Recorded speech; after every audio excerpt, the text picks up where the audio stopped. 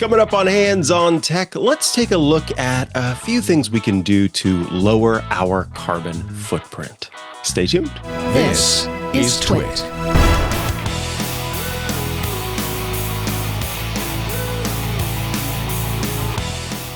Hello and welcome to Hands on Tech. Today, I, Mikah Sargent, am answering a tech question that I thought was rather interesting. This question comes in from Steven, who has written the following. Back when I worked in IT full-time about 10 years ago, it was common to see in the signature of emails people reminding each other to think of the environment before printing this email. It became widespread and used to slightly annoy me, so I once changed the signature of my emails to say, please remove all attachments and content and recycle this email after use, as a bit of a joke. However, I was using a little bit of logic in that I figured that if the email already existed, then you're saving space on the server by reusing or replying to an existing email rather than creating a new one. This was all before carbon footprints were really a thing, and the email was on an on-premise server at the time. I had talked to the email admin at the time and still was never sure if I had a point or not. Anyhow, this is still stuck in my mind all these years, and with more talk about the carbon footprint of data centers, it got me thinking again about the cost savings of reusing emails, and if I had really gone barking mad or if there's anything in it.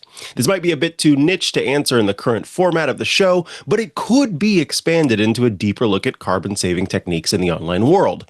Most all know about energy-saving modes on their devices and so-called greener credentials of hardware, but are there other less-known techniques to reduce your online carbon footprint that are so simple? Then there's what is the cost of an email, asking Alexa a question or using an AI tool. Is there a way to be smarter and reduce your carbon footprint but still be productive?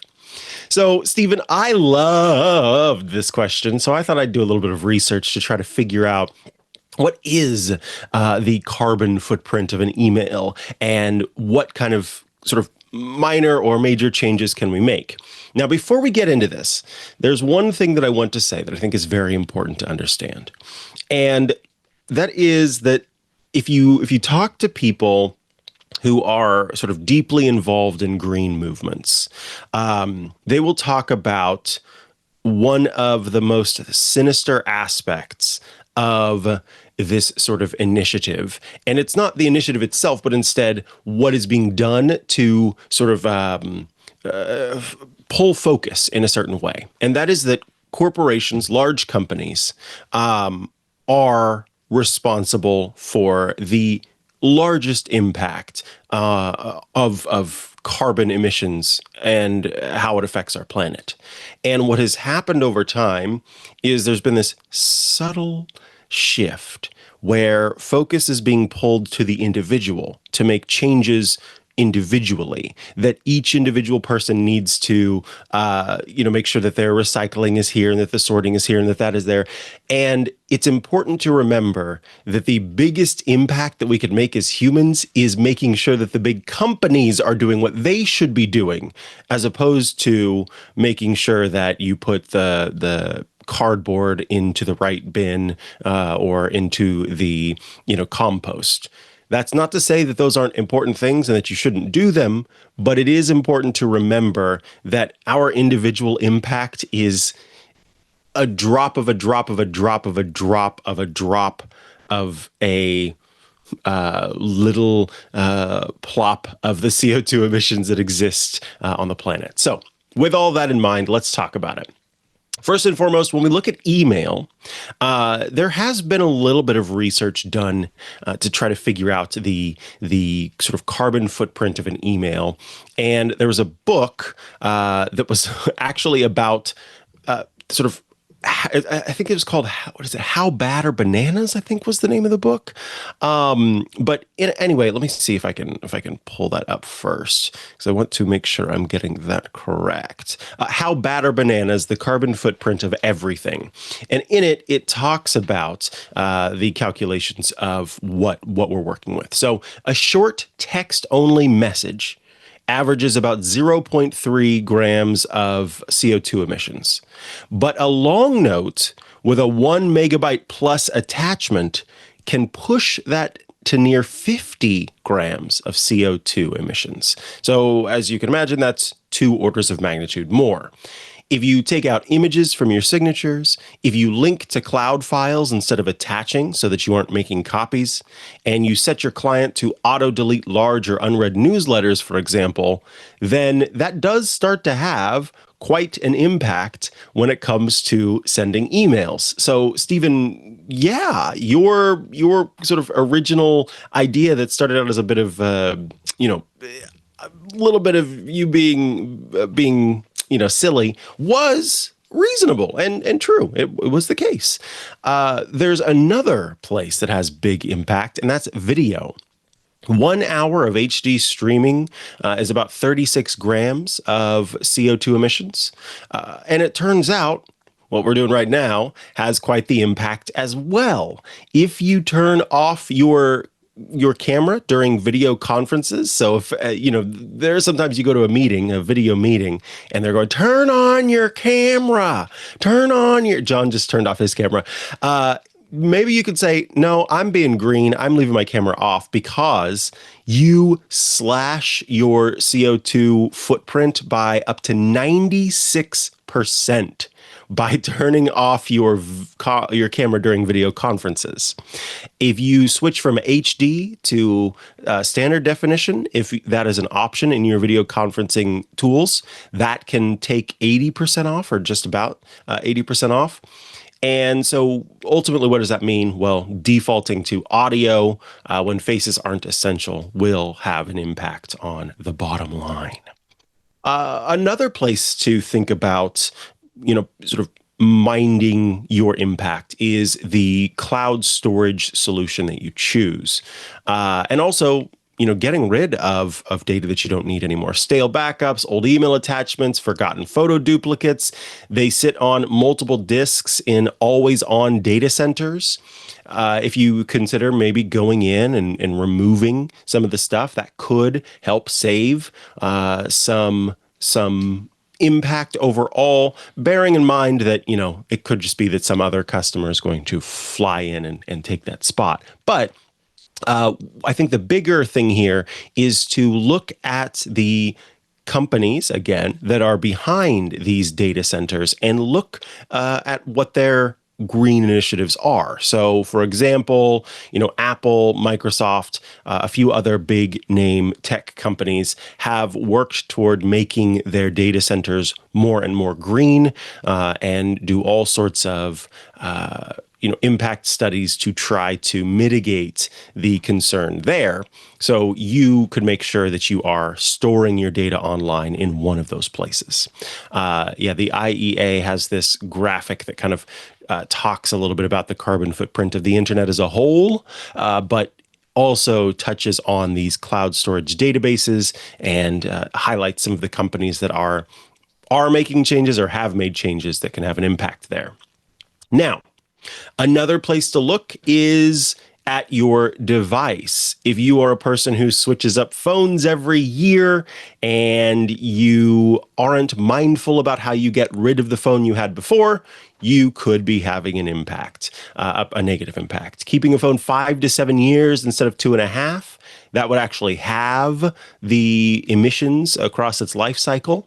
Now, manufacturing, of course, is going to have more of an impact than anything. So your individual use day to day is not as impactful as the manufacturing of a brand new device. So if we had this herd of people who decided we're going to keep our phones 5 to 7 years, then the companies aren't going to manufacture as many devices, which of course cuts back. But again, that individual impact, it's hard to do because on the grand scale and in the grand scheme of things, it's not likely that there's going to be a huge adjustment in how many phones the company is manufacturing. Of course, you can consider, instead of getting rid of the entire device, doing repairs and replacements. One thing that's kind of fascinating, there was a study about when OLED phones really started to take off. There, of course, was it wasn't the introduction of dark mode, but it was sort of the re-emergence of dark mode and its popularity. And part of the reason was for that was because dark mode on an OLED device is going to be an energy saving option, right? Because with OLED devices, the black pixels are just completely shut off. There's no light behind that pixel. And so that means that the phone doesn't have to light up as many pixels and therefore is using less energy. Well, it turns out, according to this study, that people who used dark mode on their devices were much more likely to increase the brightness on their phones in such a way that they were using more energy in dark mode than they were if they were just using light mode. So to compensate for the fact that they were in dark mode, feeling like everything was darker, they're cranking the brightness on it and then using more energy. So by sort of keeping your phone up to date, you have to think about the sort of trickle down, right? The impact on down the line. By keeping your phone up to date, installing updates, by lowering the brightness, by doing all of these things, you're using less battery. And then that means that, in theory, the battery is going to last longer, which means the device is going to last longer, which means that you don't have to replace the battery as often, even if you choose to replace the battery, because replacing the battery also means that now there's this battery out in the world that is hopefully being recycled responsibly. So all of that can have an impact on your individual emissions overall. So yeah, having the lifespan, having the emissions of your device by using it for at least 5 years is quite the impact.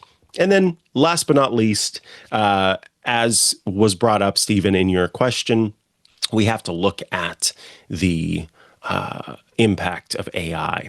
So if you were just to go to Google, I should say maybe DuckDuckGo, because if you go to Google now, there is that AI summary for many people right at the top. So let's say DuckDuckGo.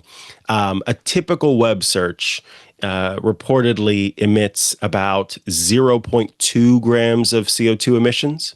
A generative AI prompt can be 4 to 10 times higher. So consider batching questions, caching routine answers locally, relying on simpler voice assistant queries when possible, because that will keep energy bills and emissions in check. So when it comes to this, you, again, have to be mindful. But you may remember that recent thing about Sam Altman saying that people saying thank you and all these sort of graciousness moments that we apply to human being conversations, but applied to AI, were costing, hundreds of thousands, if not more. I think it was much more than hundreds of thousands. But anyway, a lot of money, right? That people were having this impact. Well, it turns out that one individual person saying thank you doesn't have much of an impact at all. It's, of course, when everybody is doing it. So again, we just have to be mindful of how much has to change in order for that to happen. And all of that's to say, don't beat yourself up too much. Any small changes you're able to make is great. And you are, the fact that you're even thinking about this and trying to work toward doing it is really good. So yeah, those are some things to keep in mind. A couple of points from this Mike Berners-Lee book. A long email that takes 10 minutes to write and 3 seconds to read, 17 grams of CO2 emissions. If it's got one image or attachment, that's 50 grams of CO2 emissions.